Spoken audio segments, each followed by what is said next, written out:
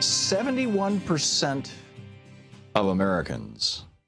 This is a very simple question. You can find this over at CNN's money.cnn.com. It's from their money program. They commissioned a study. They asked Americans to answer a simple question in one of three ways. Here's the question. Which of the following comes closer to your opinion on the economic system in the United States? Number one, the economic system is rigged in favor of certain groups. Number two, the economic system is fair to all Americans. Number three, don't know. 71% said rigged. White, black, Hispanic, Republican, Democrat, independent, didn't matter. The majority, 71% of Americans, say our economy is rigged. Well, of course it's rigged.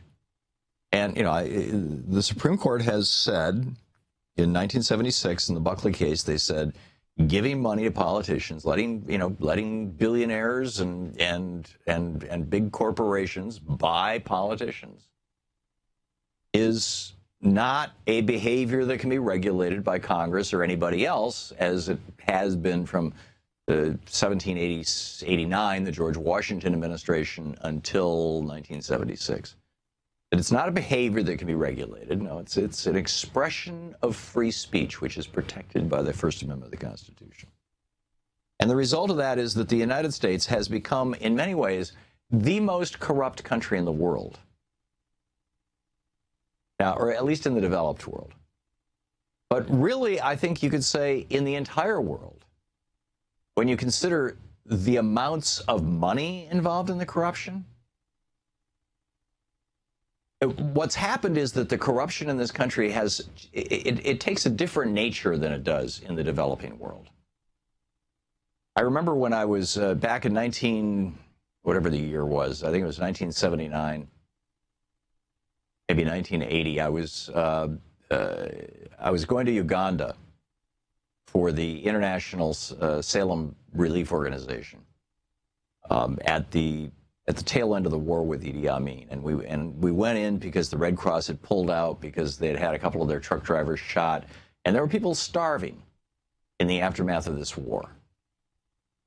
And I write about this in my book, Prophet's Way. In fact, it's actually my diary from that first trip to Uganda. What's not in the diary is my encounter with corruption. And this is how most people think of corruption.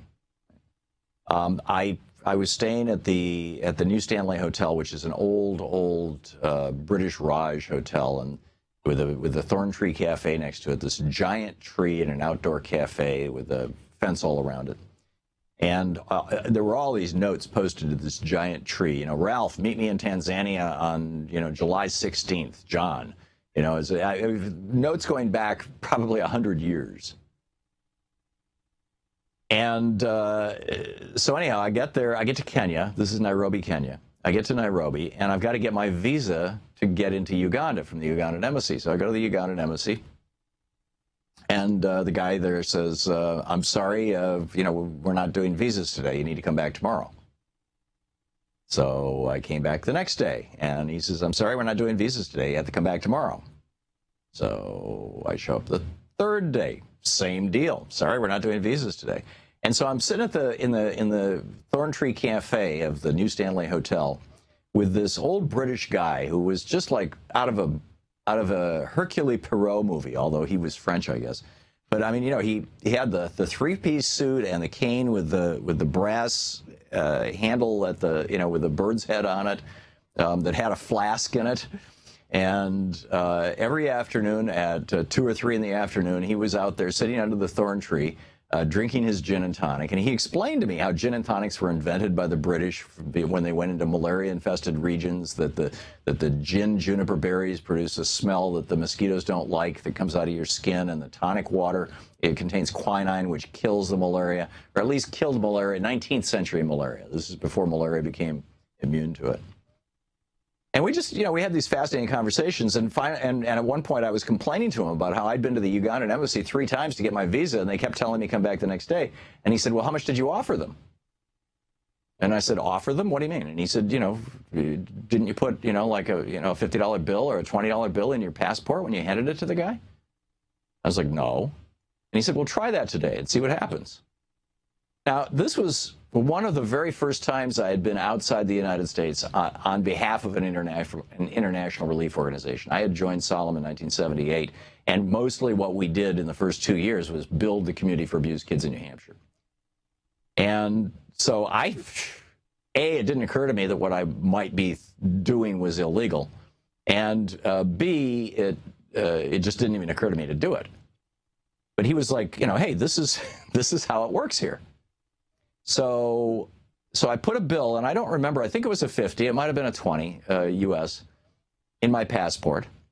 And I could always say, oh, how did that get there, right? I mean, I just stuck it in between the pages.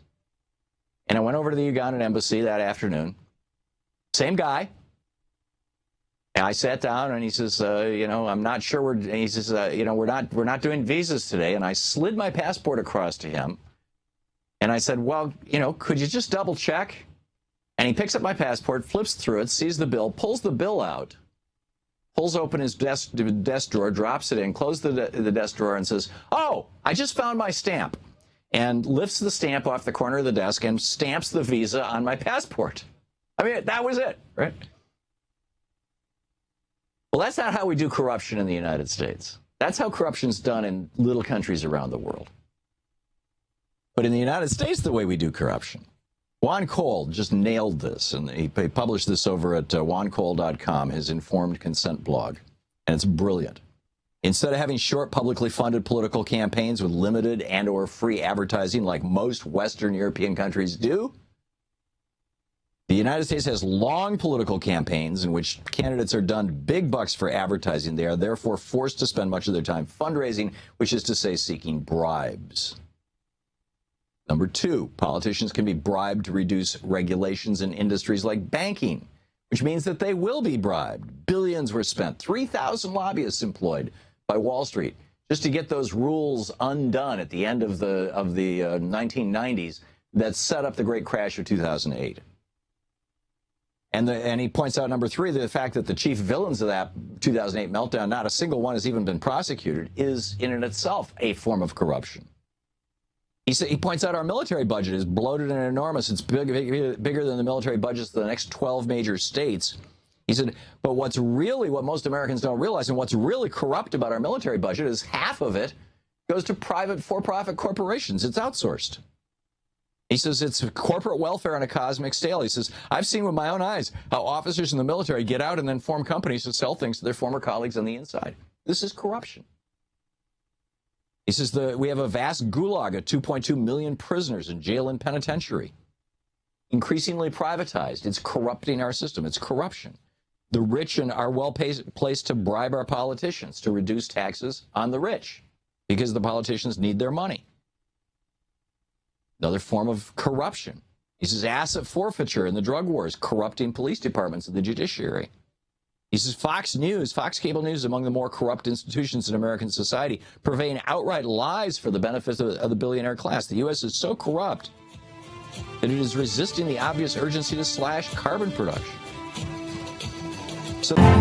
To watch more clips from our programs, hit the Watch More Videos button over here. And please be sure to hit the handy-dandy subscribe button so you'll always be up to date. Tag, you're it.